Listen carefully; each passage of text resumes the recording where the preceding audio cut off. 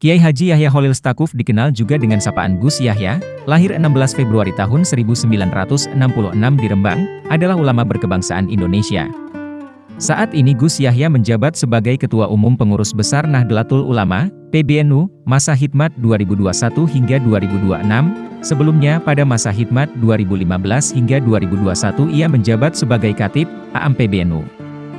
Gus Yahya adalah kakak kandung dari Menteri Agama Republik Indonesia, Kiai Haji Yakut Kholil Qomas, Gus Yakut. Gus Yahya merupakan putra dari Kiai Haji Muhammad Kholil Bisri, salah satu pendiri Partai Kebangkitan Bangsa, PKB. Ia juga dikenal sebagai salah satu pengasuh Pondok Pesantren Raudhatul Tholibin, Leteh, Rembang, Jawa Tengah. Riwayat pendidikan Gus Yahya tercatat pernah menimba ilmu di pesantren dan ia adalah murid Kiai Haji Ali Maksum di Madrasah Al-Munawir Krapyak, Yogyakarta. Pada jenjang pendidikan tinggi, ia tercatat pernah menempuh pendidikan jurusan Sosiologi di Fakultas Ilmu Sosial dan Politik, Universitas Gadjah Mada. Pada saat menjadi mahasiswa, ia juga aktif dalam organisasi ekstra kampus sebagai Ketua Umum Komisariat Visipol UGM Himpunan Mahasiswa Islam, HMI, Cabang Yogyakarta periode 1986 sampai dengan 1987. Kiprah Yahya Kholil Stakuf di NU adalah sebagai Sekretaris Umum Khatib Syuriah PBNU sejak 2015 hingga 2020. Pada Muktamar NU di GSG Universitas Lampung, Gus Yahya ditetapkan sebagai Ketua Umum Pengurus Besar Nahdlatul Ulama, PBNU, periode 2021 hingga 2026 yang menggantikan petahana Kiai Haji Said Akil Siraj. Gus Yahya pernah menjadi juru bicara Presiden RI Kiai Haji Abdurrahman Wahid, Gus Dur. Pada 31 Mei 2018, Gus Yahya dilantik oleh Presiden Jokowi menjadi Dewan Pertimbangan Presiden, One Team Press, di Istana Negara, Jakarta.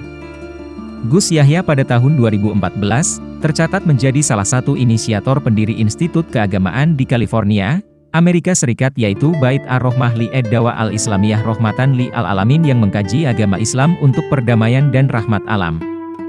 Kakak dari Menteri Agama Gus Yakut ini pernah dipercaya menjadi tenaga ahli perumus kebijakan pada Dewan Eksekutif Agama-Agama di Amerika Serikat Indonesia yang didirikan berdasarkan perjanjian bilateral yang ditandatangani oleh Presiden Obama dan Presiden Jokowi pada Oktober 2015 untuk menjalin kemitraan strategis antara Amerika Serikat dan Indonesia. Gus Yahya juga pernah didaulat sebagai utusan GP Ansor dan PKB untuk jaringan politik tersebar di Eropa dan dunia, Centrist Democrat International, CD, dan European People's Party, EPP. American Jewish Committee, AJC, pernah mengundangnya berpidato tentang resolusi konflik keagamaan di sana dan menawarkan gagasan Bernas. Yahya sering didaulat menjadi pembicara internasional di luar negeri. Seperti pada Juni 2018, Yahya menjadi pembicara dalam forum American Jewish Committee, AJC, di Israel. Dalam forum ini, Yahya menyuarakan menyerukan konsep rahmat, sebagai solusi bagi konflik dunia, termasuk konflik yang disebabkan agama. Ia menawarkan perdamaian dunia melalui jalur-jalur penguatan pemahaman agama yang damai.